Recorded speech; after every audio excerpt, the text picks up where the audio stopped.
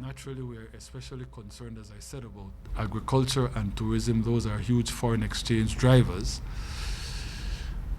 And especially in the current circumstances, it will be absolutely critical for us to determine how much we're going to lose.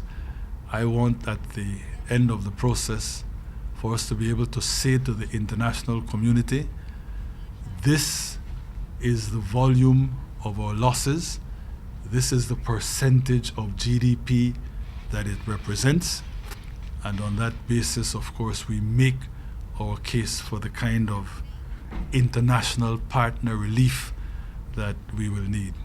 In that context, let me announce right away that it is my intention to elevate Senator, the Honorable Dr. Carla Barnett, to the position of Minister of State in my Ministry of Finance, and she will then be put in charge of leading the process that will produce that country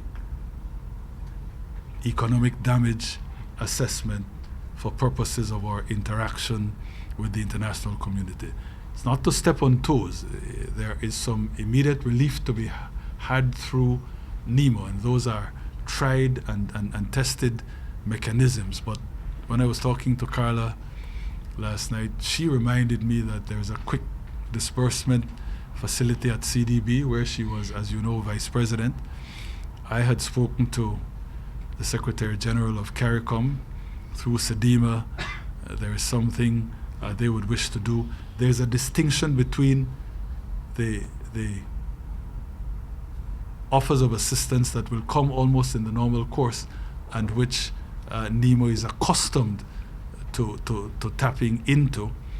And as I said, this larger exercise, which will see us over the slightly more medium term, trying to get the international assistance that we so very clearly need. Dr. Barnett, with her experience, with her expertise, I believe can assist us greatly. She needs to have the status, the standing, the position to do this, to represent me, to represent the cabinet, to represent the government, to represent the country in this relationship that we must pursue in terms of longer term assistance from our international partners. So as soon as we can get things together, I will in fact gazette her appointment as Minister of State in my ministry. The House meeting that we had scheduled for Wednesday, I believe we will have to postpone as we try to deal now in a concentrated manner with the aftermath of Hurricane Earl. According to Senator Barnett, there is a range of things that need to be done in various sectors in order that everything is taken into account for the rebuilding process.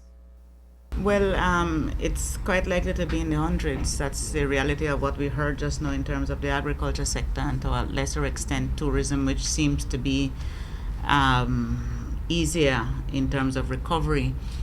What we will be setting out to do is to ensure that the relief part of what needs to be done, which is the immediate response, can be dealt with quickly. That's food, water, whatever is needed for people who have been affected.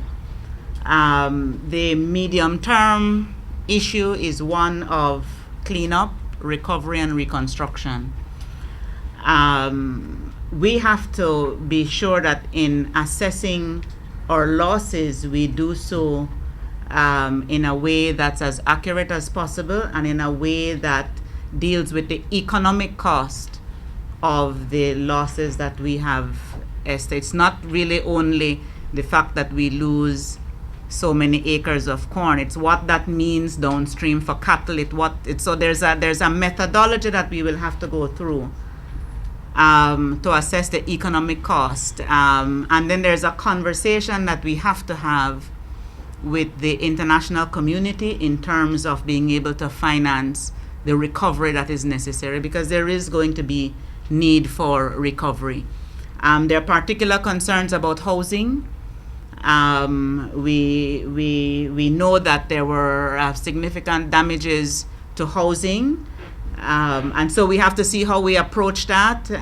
There's the immediate short-term fix, but there's a longer-term fix to housing that is necessary so that we don't go through the same extent of damage and destruction every time. So there's a range of things that we need to do. The experts in NEMO, in disaster assessment, are out doing their assessment. The experts in the Ministry of Agriculture doing their assessments. In BTB, they will be furthering the conversations with the tourism stakeholders so that we can be sure to take account of all that needs to be taken into account. But it is going to be difficult. There's a larger economic context that we have to really be very, very cognizant of.